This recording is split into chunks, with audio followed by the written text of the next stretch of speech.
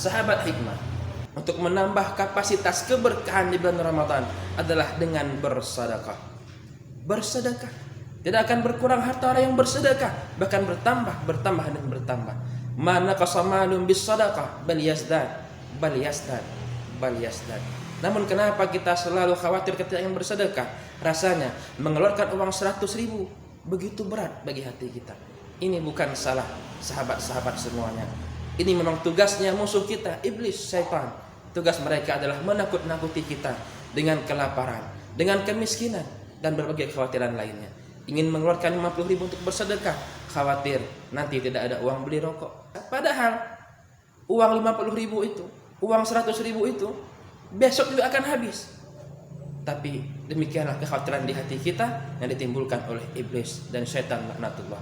Pertanyaannya, sekarang setan sudah dibelenggu. Kalau kita masih enggan bersedekah, di mana letak masalahnya? Wassalamualaikum warahmatullahi wabarakatuh. Informasi beasiswa dan kuliah gratis di STAI Darul Hikmah. Telepon atau WhatsApp ke nomor yang tertera di sini.